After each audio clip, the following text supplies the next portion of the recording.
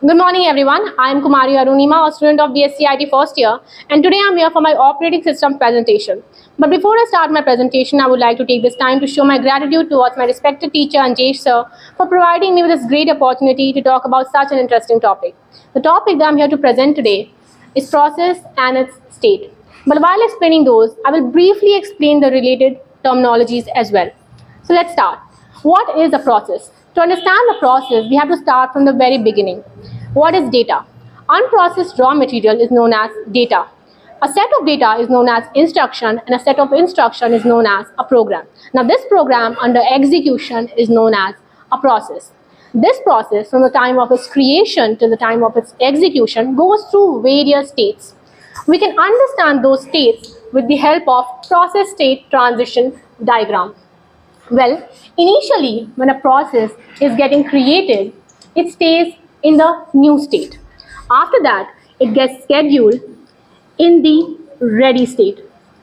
In the ready state, there is degree of multi-programming. So there can be multiple processes in the state at a time. Now, from the ready state, after the allocation of CPU time, a process goes in the run state. This is a state where the actual execution of a process takes place. Now after that, the process goes in the terminate state after its completion to finally terminate. Now this is the simplest path that a process can take from the time of its creation till the time of its termination. But this does not include all the states of a process. To understand all the states, we have to consider a few case scenarios. So let's start with the first case. In the first case, I'm taking a process which is of primarily a low priority. What is priority? Priority is a parameter that is assigned by the operating system to each process at the time of its creation.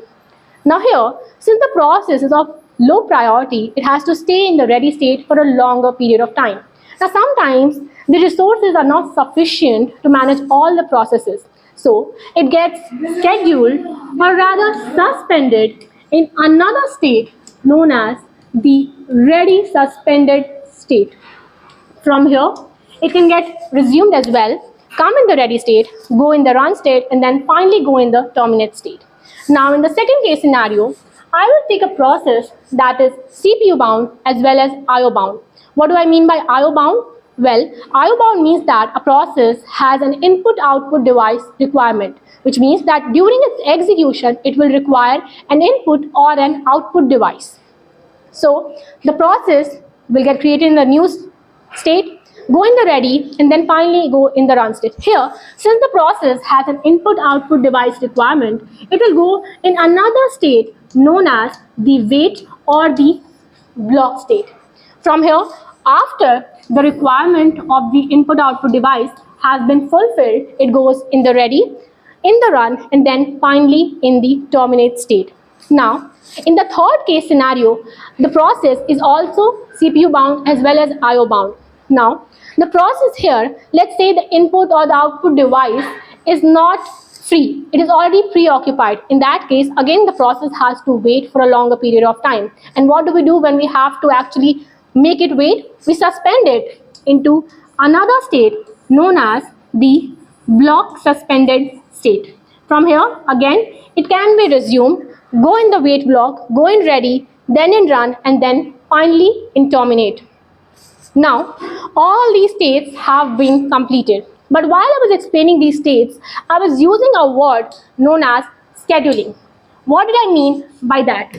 Well, scheduling is the process when a process goes from one state to another. This is done with the help of a scheduler. There are three types of scheduler: long-term scheduler, short-term scheduler, and mid-term scheduler. Long-term scheduler is a job scheduler. Short-term scheduler is a CPU scheduler, and mid-term scheduler is known for doing swapping. To quickly summarize, we have understood what is a process, what are the states of a process, what is scheduling, what are the types of schedulers, and what is priority. With that, I conclude my presentation that I prepared under the guidance of Anjesh sir. Thank you.